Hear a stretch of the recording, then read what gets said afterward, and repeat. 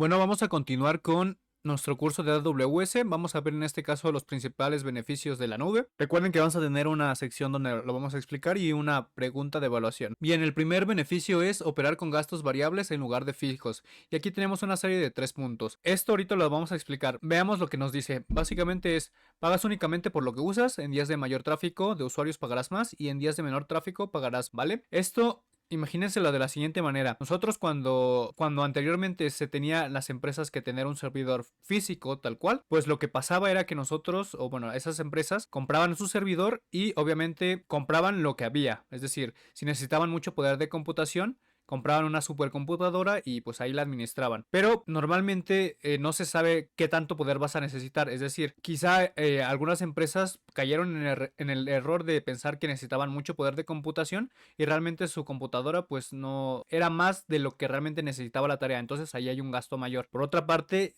te podría pasar lo contrario, ¿no? Te compras una computadora menos potente y a su vez necesitabas un poquito más de poder. Entonces la idea de este beneficio es que nosotros pagamos por lo que usamos. Nosotros podemos en la nube aplicar lo que sería el escalamiento vertical y el escalamiento horizontal. El vertical básicamente es que nosotros podemos, si en determinado momento necesitamos mucho poder de computación, hacer que nuestro servidor, digamos, escale a una computadora más potente, ¿no? Que se haga más rápida, que tenga más memoria RAM, que tenga más almacenaje, que tenga más, no sé, poder de CPU, etcétera. O el contrario, que pues como no hay mucho tráfico de usuarios, que tenga menos poder de CPU, menos RAM y así, ¿no? Y esta idea es que nosotros vamos a pagar simplemente por el tráfico que nosotros vamos a generar de este almacenamiento. Entonces, en resumidas cuentas es eso. El siguiente punto es aprovechar las economías de escala masivas. Y nos comentan que AWS está consolidado en múltiples regiones, se puede montar una infraestructura en un país completamente diferente en cuestión de minutos. Esto es básicamente porque Amazon cuando empezó, bueno, para el que no conozca la historia, empezó como una empresa de libros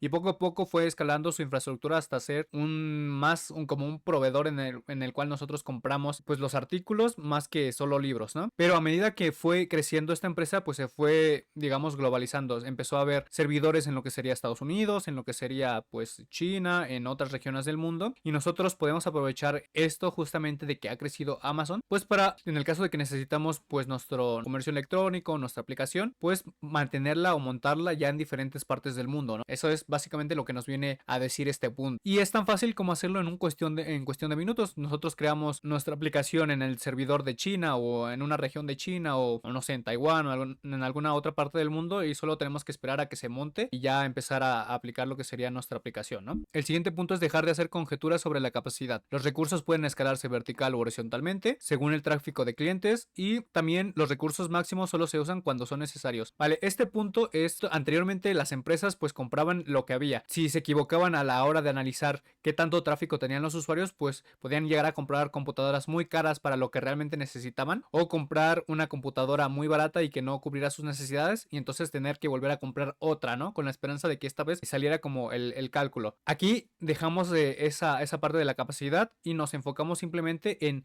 escalar o vertical u horizontalmente dependiendo de nuestro tráfico. Esto de escalado vertical o horizontalmente viene a significar que escalar verticalmente quiere decir que nuestra computadora se puede hacer más potente o menos potente. Por ejemplo, como lo mencionábamos antes, tener más RAM, tener más CPU, más capacidad de almacenamiento o pues, reducirse, ¿no? Que pierda un poquito de RAM, que pierda un poquito de procesador de CPU, que ya no tenga GPU, por ejemplo, cosas de ese estilo. Esto en la vida real sería muy difícil de hacerlo porque pues tendrías que comprar el servidor y no, como ya lo compraste, pues no lo puedes reducir, ¿no? Y más importante, no lo puedes reducir en tiempo real, no puedes estar cambiando la RAM ahí tener a alguien verificando, pero esto con Amazon sí se puede hacer. Escalar horizontalmente quiere decir que nosotros podemos ir a medida que incrementa la demanda, en lugar de comprar una computadora más potente cada vez o menos potente, escalar horizontalmente quiere decir que tengamos más computadoras a la vez, ¿no? Quizá en lugar de tener una computadora más cara, nos conviene tener dos computadoras de tamaño mediano para manejar la demanda de usuarios. Ahí ya tendríamos